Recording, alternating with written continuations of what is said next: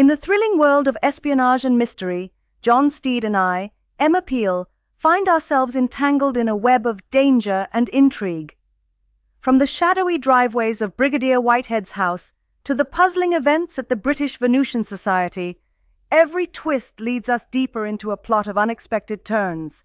Encounters with mysterious figures, sudden attacks, and unexplained phenomena challenge our wits. As secrets unravel, we navigate through a maze of deception and peril, where every clue is a piece of a larger puzzle. Join us, the Avengers, in a tale of suspense and adventure, where danger lurks at every corner, and the unexpected is the only certainty. Now, from the makers of Cold Water Omo, John Steed watched Venus Brown disappearing along the wooded drive in front of Brigadier Whitehead's house. He got out of his car, and there was a sudden burst of machine gun fire. Steed dived for the shrubbery. The enemy was still advancing. Steed picked himself up and advanced towards the house. There was a sudden familiar roar growing in intensity. A light flashed in Steed's eyes. He placed an arm protectively over his face. The sound grew, and then...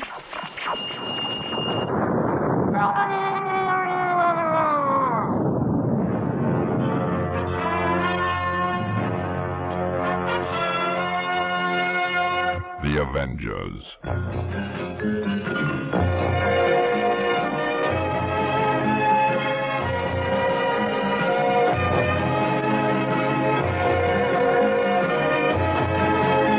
John Steed and Emma Peel, The Avengers.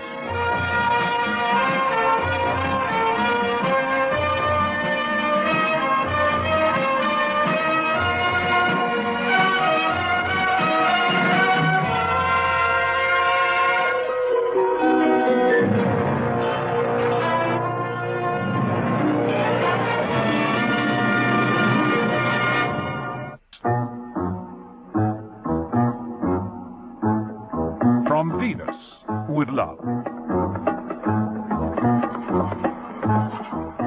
John Steed had decided to take a more active part in affairs since becoming a member of the British Venusian Society. Whether this was because he felt Mrs. Peel's activities had been too feeble to prevent more sudden deaths, he didn't say. If he had such thoughts, he was wise enough to keep them to himself. Mrs. Peel suggested that he sort out Brigadier Whitehead, the last person on their possible murder list, himself. Steed did so, and arrived, it seemed, like Mrs. Peel was wont to do, a trifle too late. Steed stared at the house. All was now quiet. He made his way through the shrubbery. He was nearly at the French windows that led into Whitehead's study when he stopped, froze in his tracks. A car was coming up the driveway. Had Venus Brown returned? Shouldn't think so. Sound of that engine was vaguely familiar. So, those footsteps. Hello there, Mrs. Peel. Oh, Steed, you gave me quite a fright. Nothing to what you would have had if you'd been here a few minutes ago. Oh? Brigadier Whitehead? Was making a devil of a lot of noise. Sounded as though he was playing war games. It culminated in a horrible scream. He is now strangely quiet. Even deathly quiet. Come on, this way. A few moments later, they were both standing over the Brigadier's body. Everything on this patch of carpet has been bleached white. Look, Steed, even the gramophone record he must have been holding. Gramophone records, tape machines.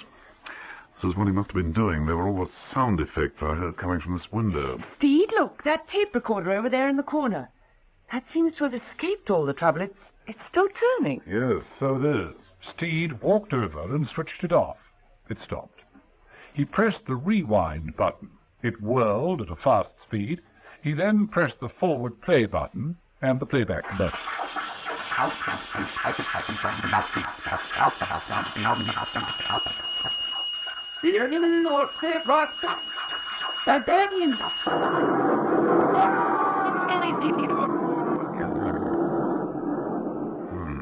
And if we knew what that looked like, we might know the answer.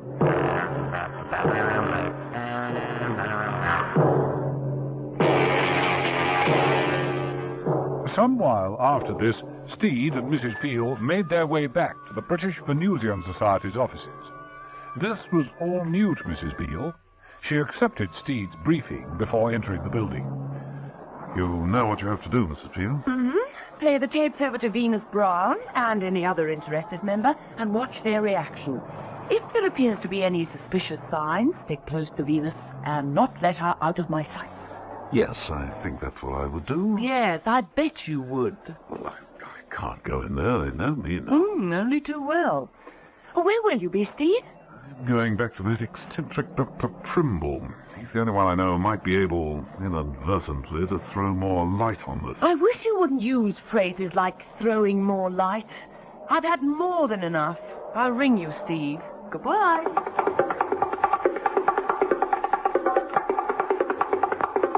Mrs. Peel, as good as her word, managed to get an appointment to see Venus Brown, and played her the tape. When it was over, and merciful silence reigned, Venus Brown said, Where did you get this from, Mrs. Peel? I work for a newspaper. It was brought to my editor by a close associate. Why on earth were you asked to take an interest? Oh, they put me on all sorts of crazy interviews. I was also handed these photographs. It was suggested by our science correspondent that Earth was being invaded. Invaded? By creatures from the planet Venus, of all places. Photographs can be faked, you know. Oh, I know. You're an expert in the field. I beg your pardon? Oh, not of faking photographs. I'm sure you've never had any need. Thank you. I meant an expert in the planet Venus. You're the secretary here, after all. Tell me, what's your view? Well, they are interesting, of course, very interesting. But I wouldn't like to hazard a guess without a second opinion. I'll call out Mr. Crawford. He's our expert in radio astronomy. That tape is far more in his line. Excuse me. Venus Brown stretched out an elegant hand with long silvered nails and picked up a white telephone. Find Crawford for me and ask him to ring me immediately, please. Phew. So hot in here, do you mind if we have the window open? Without waiting for a reply, Venus moved to the window, opened it, and drew apart the lace curtains. She turned and slipped off the jacket of her suit, hanging it with studied carelessness over the shoulders of a Venus de Milo model that stood on a plinth in the bay of the window. The telephone rang. Hello? Venus? Crawford, you wanted me? Yes. I have a lady reporter here. She has the most interesting tape recording. I want you to hear it. I can't get away right now. Things to do. Then try to listen to it over the phone. Do you mind, Mrs. Peel? No, not at all. Mrs. Peel started the tape recording from the beginning. Venus held the earpiece of the phone near the speaker and waited. Eventually, I can't tell over the phone. I'll get over to you as soon as I can. Oh, very tired, sir. All right. He says he can't... What the devil? The window. The curtains are aflame. And look at my Venus. the curtains indeed were aflame, and the model of the Venus de Milo was shattered into pieces. The lovely jacket had disintegrated. Mrs. Peel flew to the window, bounded through, and stared out from the smouldering balcony. In the distance, beyond a tall avenue of poplar trees, was the glistening reflection of some sort of vehicle travelling at speed. Missed it again, Mrs. Peel.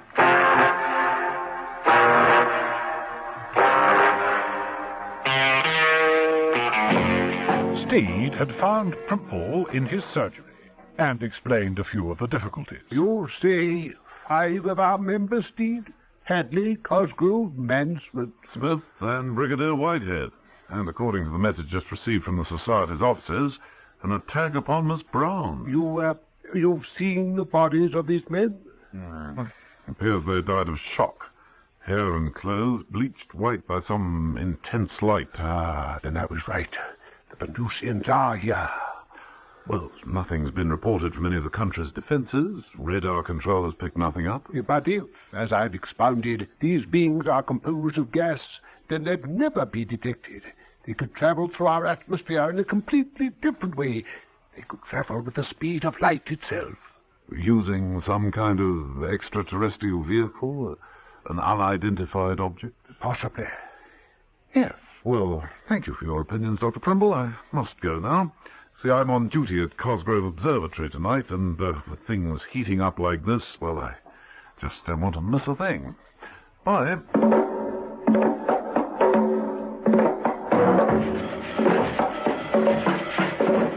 In Cosgrove Observatory, sometime later, the phone rang. Yes, Mrs. Peel? Your confidence in my ability to phone is touching. Of course. I'm all set up here. Any luck with the tape? No, not yet. We're expecting Crawford. He's certainly taking his time. But don't worry, I shan't let Venus out of my sight. I've got her on my lens here, too. I'll bet you have. Just don't be sitting in that chair. They say lightning never strikes twice in the same place, but I wouldn't back on that. I'm not. I've got a friend to help me. He must be mad. Well, he's not. He's a bit of a stuffed shirt, though, aren't you, old chap? How very rude of you. Not really. He can't hear very well. Stay with it, Mrs. Peel. I've always been with it, Steve. Goodbye. Bye, then. Steed replaced the receiver and moved to the telescope. Be watchful, alert, and don't just sit there like a dummy. Steed pushed the head of the figure until its right eye was under the lens. It was a tailor's dummy, but in the half-light it looked rather like Steed. Not got my panache, though. Steed picked up a cold drink and retired behind some rather large filing cabinets. Starlight is there to me what your eyes are. He didn't have long to wait. After a few minutes, reaching out for his drink, he dropped it as the heat from the glass blistered his fingers. That'll heat it better.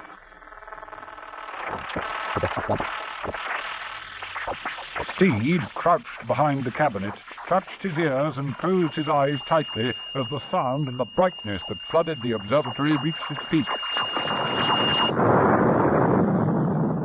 After the explosion, the darkness descended again, and there was silence. Steed crawled out of hiding and rushed forward. The tailor's dummy in the swivel chair drooped over. Its face was a distorted mass of melted wax, all snowy white. It slowly collapsed onto the floor. The door burst open. Steed! Steed! Did you see that? Dr. Primble stood in the doorway. See what, Dr. Primble? That flash of light. It came from down below. I saw it. It came from the cemetery. They've arrived, Steed. The Venusians, they've arrived. They've landed. They're here. They've taken over the cemetery. You got trouble, Steed. Dead or alive, you've still got 'em.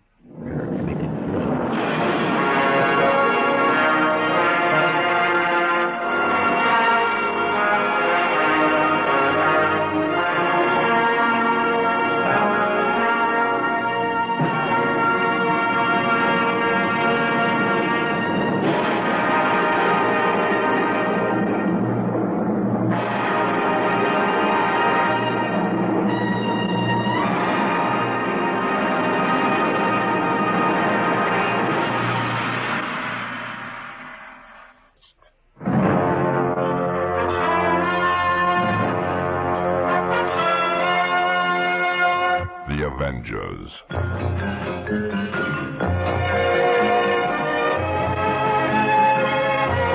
Listen every evening, Monday to Friday, to John Steed and Emma Peel, The Avengers. Brought to you by the makers of Cold Water Omo.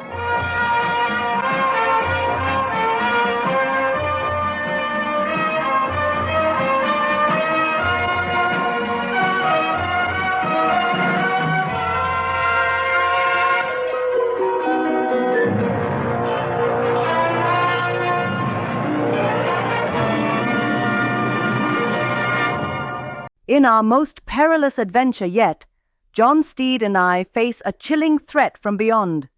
In the darkness of Cosgrove's observatory, a sinister force looms, turning a daring investigation into a deadly game of cat and mouse. The mystery deepens in a cemetery, where the impossible becomes a terrifying reality. Will we unravel the enigma of the Venusian invasion, or will this be our final showdown? Brace yourselves for an explosive conclusion that will leave you breathless. This is The Avengers like you've never seen before. Tune in next week for the final chapter.